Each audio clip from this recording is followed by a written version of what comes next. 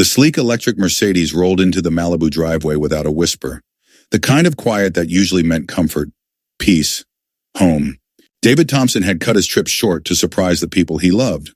3 weeks in Japan closing the biggest acquisition of his career felt like enough time away.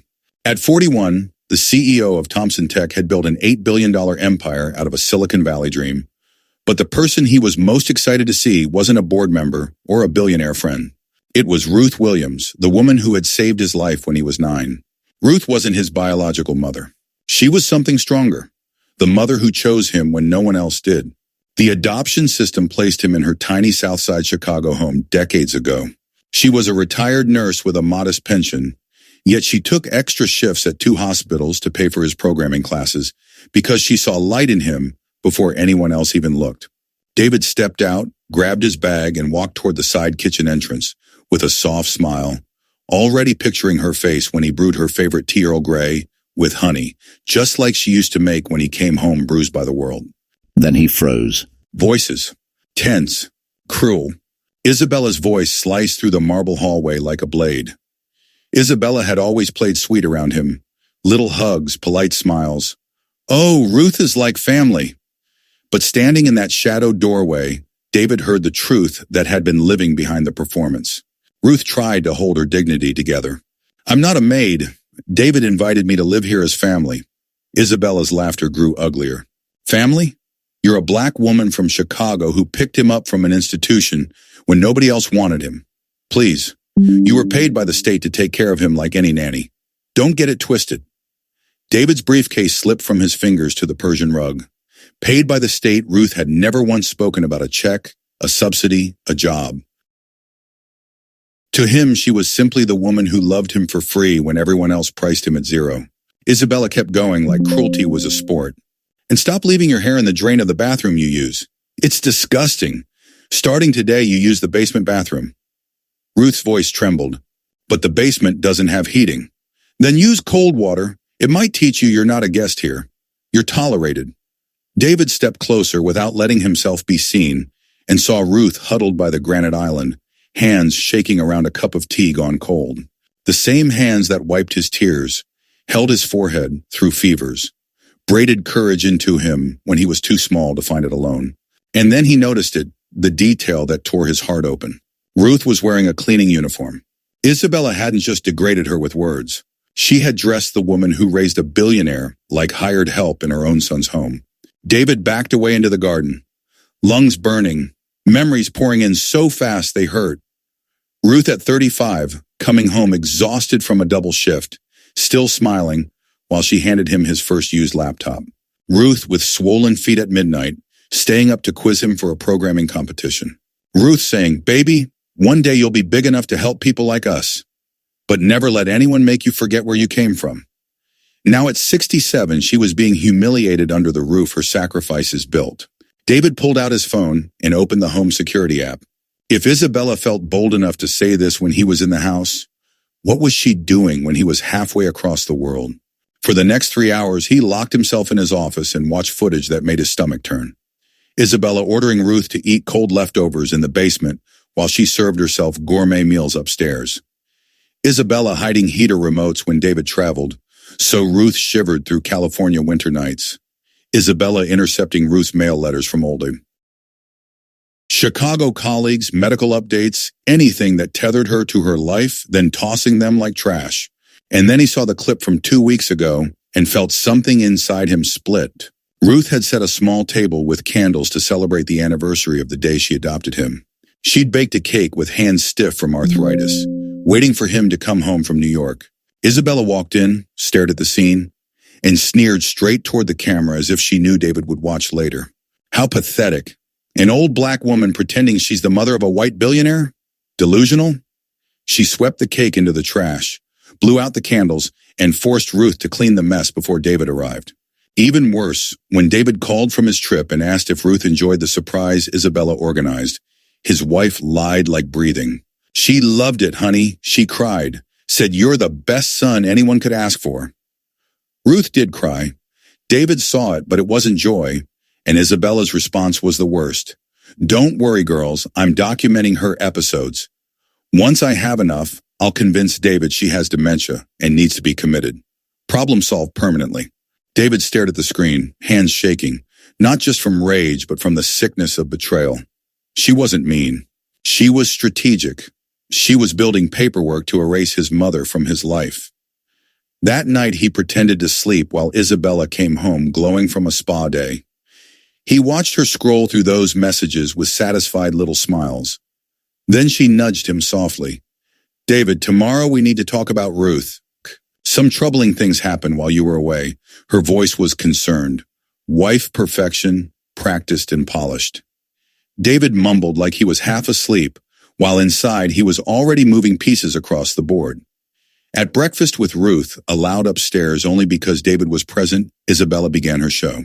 She leaves water running, forgets doors. I'm scared she'll hurt herself. Maybe it's time for professional care. David watched Ruth flinch at every word and heard another memory roar back.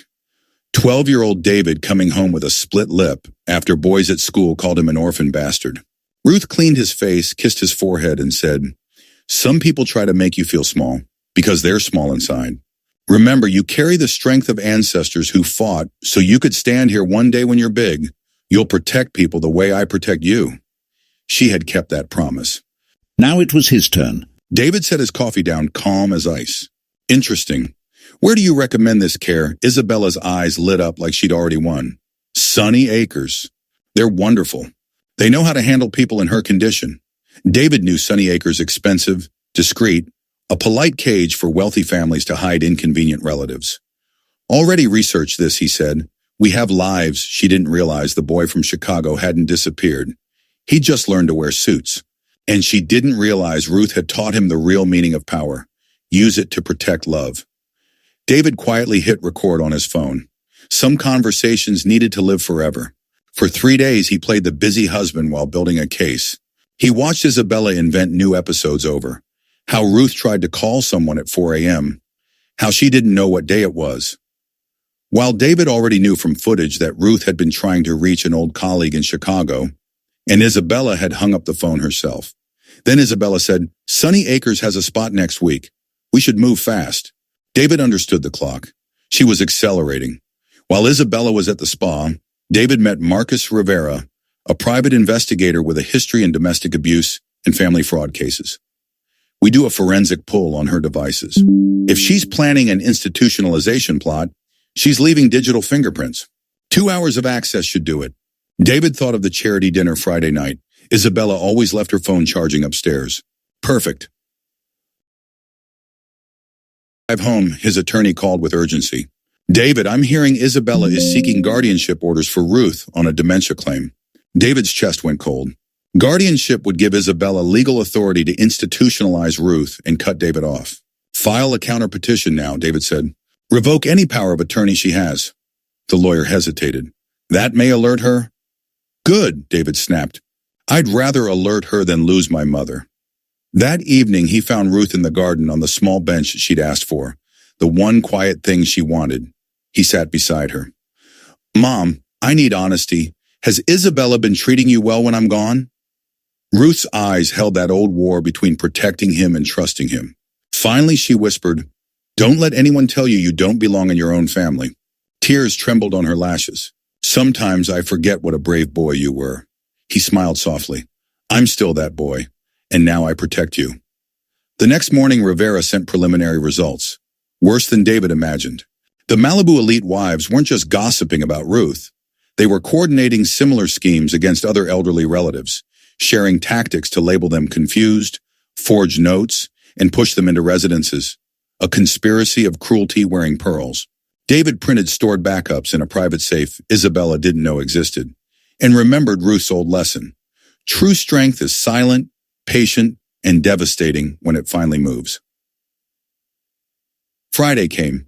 Isabella thought it was her victory lap before Monday's van pickup. Rivera had completed the full forensic extraction. The data showed months of abuse, plans to falsify signatures, and the elder abuse ring among her friends. She didn't notice Ruth wasn't in a maid uniform anymore. David had burned every one of those uniforms and replaced them with proper clothes. Isabella touched her lipstick. "Sunny Acres van comes Monday. I signed everything as her attorney." Because Dr. Peterson at Sunny Acres called me to ask why you forged my signature. Isabella froze. What? David showed his screen. Falsifying medical admission documents is a federal crime. Also fascinating how you documented dementia. Ruth passed the cognitive tests I arranged last week. Isabella's mask cracked. You spied on me? No, he said coldly. I protected my family from a sociopath. He tapped the security app. Mom, please come here. Ruth entered upright, composed, dignity returned like oxygen. Isabella stared horrified. Ruth has something to say.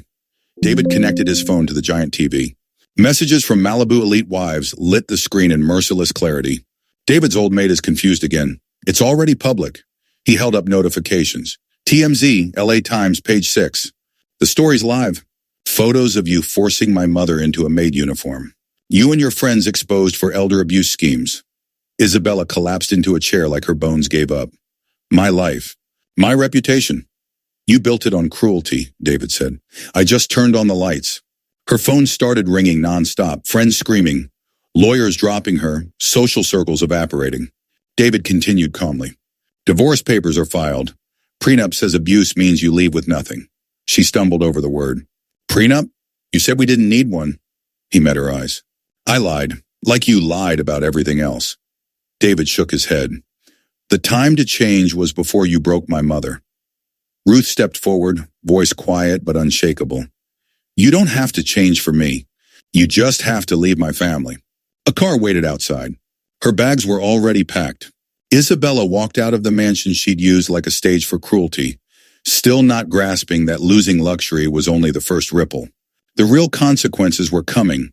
Criminal investigations, public disgrace, and the collapse of the hateful little empire she'd built with her friends. A year later, Ruth stood at a community center David funded in her honor, teaching kids from underprivileged neighborhoods basic coding. She looked lighter, stronger, alive the way she'd always been before someone tried to shrink her. Technology can be a tool for justice, she told them. Build bridges where others build walls.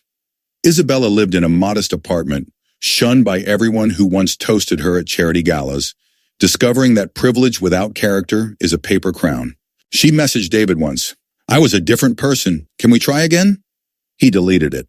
Some bridges don't deserve rebuilding. On the ride home, Ruth asked softly, Do you know why we won? David smiled at her.